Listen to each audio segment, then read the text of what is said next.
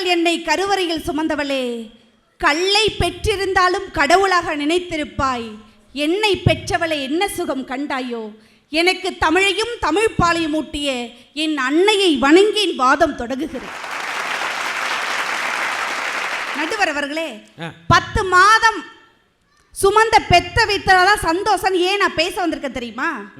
10 பொருத்தம் பார்த்தாங்க எனக்கு, ஆனா 9 பொருத்தம் தான் இருந்துச்சு. அது என்ன ஒரு பொருத்தம் என்ன எங்க போச்சு? ஒரு பொருத்தம் எனக்கு செட் ஆகலை. இப்போ 2 குழந்தை பிறந்ததுக்கு அப்புறம் தான் தெரியுது அந்த பொருத்தம் என்னன்னு. என் மாமியார் என் கூட செட் ஆகலை. அப்படி சொல்லுங்க. கல்யாணமும் மழையும் ஒன்று சார். கல்யாணம் பண்ணி போகும்போது சிலு சிலு சிலுன்னு இருக்குது. 3 மாசத்துல நச நசன்னு ஆயிடுது. நடுவர் அவர்களே, கல்யாணம் பண்ணி போற எல்லா பெண்களும் ஒத்த பாட்டை நினைச்சிட்டு தாங்க போறோம். என்ன பாட்டு? ஒரே பாட்டு தான். 7 ஜென்ம பந்தம் மனைவி என்பது, இதில் நீ வேறு நான் வேறு யார் சொன்னது? சம்சாரமே சந்தோஷமே கல்யாணமே ஒரு தெய்வீகமே, அந்த வானம் நிலவும் பிரிந்து வாழுமா?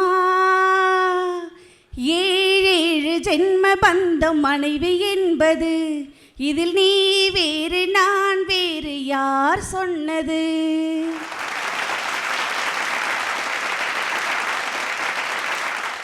கல்யாணம் முடிஞ்ச உடனே இந்த பாட்டு எங்களுக்கு ஞாபகம் வரும் சார். கல்யாணம் முடிஞ்சதுக்கு அப்புறம் பஞ்ச பாட்டு தான் எங்களுக்கு ஞாபகம் வருது. எங்க வீட்டுக்காரெல்லாம் வடிச்ச கஞ்சியே வட்டிக்கு விடுவார். அவர் பொண்ணு வந்தா குடும்பம் அது என்ன நுணுக்கமா? நாங்கள் தினந்தோறும் வடிச்ச கஞ்சி வட்டிக்கு விடுறது எப்படி? அதை வாங்கறதுக்கு எங்க ஊர்ல ஆள் இருக்காங்கன்னு நினைச்சு பாருங்க. கிறுக்கு போயிடலாம். 10 பொருத்தம் பார்த்து கட்டிட்டு போறீங்களே, எங்களை நீங்க மகாராணியா வச்சு பார்த்துக்க வேணாம், அன்பா வச்சுக்கிங்கன்னு ஐயா நாங்க சொல்றோம். புருஷனுக்கெல்லாம் மனசு அழுத்தமா இருக்குன்னா மாத்திரை போடாதீங்க. ஒய்ஃப் கிட்ட மனதார பேசுங்க, மன அழுத்தமே வராது. நடுவர் அவர்களே, அப்பதானே ரொம்ப டென்ஷன் ஆவேன். மருமகன் எங்க அம்மா வீட்டுக்கு வராங்கன்னு வச்சுங்களேன், மருமகனை எங்க அம்மாவுக்கு பிடிக்காது. பிடிக்கலனாலும் மகளை பிடிக்குங்கிற ஒத்த காரணத்தினால, மாப்பிள்ள வாங்க மாப்பிள்ள, மீன் சாப்பிடுங்க மாப்பிள்ள, கறி சாப்பிடுங்க மாப்பிள்ளன்னு சொல்லுவாங்க. ஏன்? மருமகனை பிடிக்கலனாலும் மகளை பிடிக்குங்கிற ஒத்த காரணத்தினால. அதே மாதிரி மாமியார் வீட்டில் 10 பொருத்தம் பார்த்து கல்யாணம் பண்ணிட்டு போறீங்களே, உங்க வீட்டில் மருமகளை பிடிக்கல, ஆனா மகனை பிடிக்கும்ல. மகனை பிடிக்குங்கிற ஒத்த காரணத்தினால வாங்க மருமகளைன்னு சொல்ல வேணாம், வாமா உட்காருமான்னு மரியாதை கொடுக்கலாமா கொடுக்க கூடாதா சார்? கொடுக்குறீங்களா அப்படி? ஆனாலும் ஏன் வாழ்றோம்? அதான் தெரியாம தான் நாங்க உட்காந்துருக்கோம். ஏன் வாழ்றோம் தெரியுமா சார்? எங்க அம்மா வயிற்றுல நாங்க பிறக்கும் பொழுது எங்க அம்மா பட்ட சந்தோஷத்தை விட என் புருஷனோட என் மாமியாரோட கூட்டு குடும்பத்துல வாழும்போது தான் எங்க அம்மா என்னை பெத்த சந்தோஷத்தை அடைகிறாங்கன்னா, அந்த சந்தோஷத்தை கொடுக்கறதுக்காக தான் ஒவ்வொரு பெண்ணும் கஷ்டத்தை தாங்கி வாழற. நடுவர் ஒன்றும் இல்லை சார், உங்க மகளை நீங்க இளவரசியா பார்ப்பீங்களா வேலைக்காரியா பார்ப்பீங்களா? எல்லாரும் அப்பன் இது கண்ணை மூடிட்டு அடுத்த செகண்டே சொல்லிடலாம். தாட்ட ஓட்டினா கூட என் பொண்ணு கான்வென்ட் தான் படிக்கணும். எல்லாரும் தான் குழந்தைய இளவரசியாத்த இன்னும் மகாராணியா கூட நினைப்பான். உங்க மகளை நீங்க இளவரசியா பாக்குறீங்க, அப்ப யாரோ ஒரு அப்பனுக்கு இளவரசியா வாழ்ந்தவங்க தானே உங்க வீட்டுக்கு வந்து வாக்கப்பட்ட அந்த பெண்கள். அப்புறம் ஏன் சார் எங்களை மட்டும் இளவரசி கிளி மாதிரி ஆக்குறீங்க? உங்க அம்மா உங்களுக்கு வேலை செஞ்சாங்கன்னா, பெத்தாங்க வேலை செய்யறாங்க அப்படிங்கிற ஒரு எண்ணம் உங்களுக்கு வரும். ஒரு அக்கா தங்கச்சி உங்க வீட்டில் வேலை செஞ்சாங்கன்னா, கூட பிறந்தாங்க உங்களுக்காக வேலை செய்யறாங்கிற எண்ணம் தோணும். உங்க மனைவி உங்களுக்கு வேலை செஞ்சாங்கன்னா, கட்டுனா வேலை செய்யறா அப்படிங்கிற எண்ணம் வரும். ஆனா உங்க மக யாரோ ஒரு வீட்டில் போய் 24 மணி நேரமும் வேலை செய்யறானா, உங்க கண்ணுல என்ன சார் வரும்? தண்ணி வரும். உங்களுக்கு வந்தா கண்ணீர், எங்க அப்பா அம்மாவுக்கு வந்தா தக்காளி சட்னியா? நான் கேட்கிறேன். 10 பொருத்தம் பார்த்து கட்டிட்டு போற நாங்களாம் எப்படி தெரியுமா சார் வாழறோம்? இன்னைக்கு மகளிர் தினத்தை கொண்டாடி இருக்க இந்த நாள்ல நான் சொல்றேன், தண்ணியில இருக்கிற மீன் மாதிரி வாழறோம் சார். சிரிச்சாலும் யாருக்கும் தெரியாது, அழுதாலும் யாருக்கும் தெரியாது. எங்க வாழ்க்கையே வலிக்கும், ஆனா வலிக்காத மாதிரி நடிக்கிறேமே சார். எங்க சார் எங்களை அந்த வீட்டில் மதிக்கிறாங்க? நான்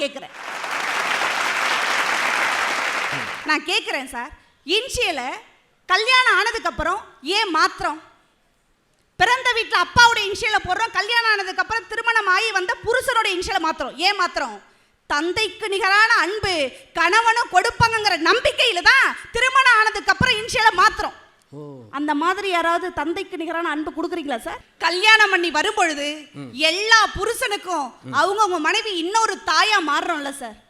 எல்லா புருஷனும் சேர்ந்து அவங்க மனைவிக்கு யாராவது ஒரு நல்ல தகப்பனா மாறி இருக்கீங்களா சார்? நான் கேட்குறேன். நாங்கள் எங்கள் அம்மா வீட்டுக்கு பிறந்த வீட்டுக்கு நாங்கள் போனோம்னு வச்சிங்களேன், வந்த உடனே சொல்லுவாங்க கிழவி என்னன்னு, 3 நாள் அவள் சொன்ன பேச்சை கேட்க மாட்டா, அம்மா வீட்டுக்கு போயிட்டு வந்திருக்க மந்திரம் போட்டிருப்பாங்கன்னு. நான் அந்த மாமியார்களுக்காக நான் சொல்கிறேன் சார்.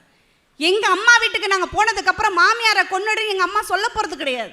புருஷனுக்கு சோறு போடாதான்னு எங்கள் அம்மா சொல்ல போகிறது கிடையாது. சொல்லித்தர மாட்டாங்க சார். என்ன தெரியுங்களா சொல்லி தந்தாங்க? எனக்கு கல்யாணம் பண்ணும் பொழுது சண்டை யாராட வேணாலும் வரலாம், சமாதானம் ஒன்னால தான் வரணும்னு சொல்லி தருபவள் தாய் நடுவுலே.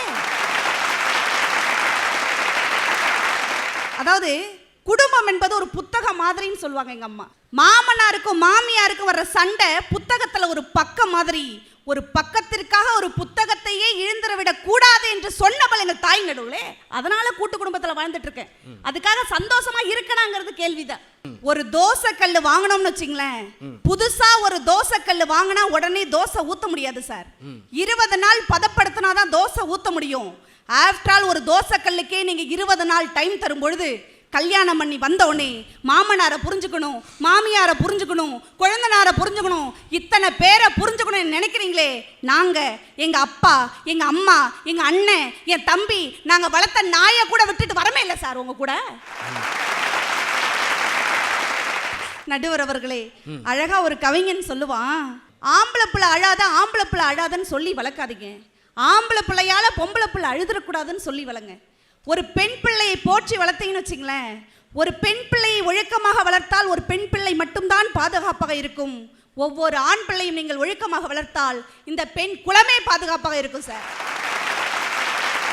கல்யாணம் பண்ணி போகும் பொழுது உங்க பிள்ளைக்கு பொண்ணை கொடுப்பீங்களோ பொருளை கொடுப்பீங்களோ, அது எவனாலும் பறித்துக்கிட்டு போக முடியும், எவனாலும் பறிக்க முடியாத அழியா செல்வமான கல்வி செல்வத்தை உங்க பொம்பளை பிள்ளைக்கு கொடுங்க. கட்டுனவன் கைவிட்டாலும் கல்வி ஒருபோதும் கைவிடாது என்று கூறி மகளிர் தினத்தை மேன்மேலும் நீங்கள் சிறப்பாக கொண்டாட வேண்டும் என்று கூறி வாய்ப்பளித்த உங்கள் அத்துணை பேருக்கும் நன்றி கூறி விடைபெறுகிறேன். நன்றி, வணக்கம்.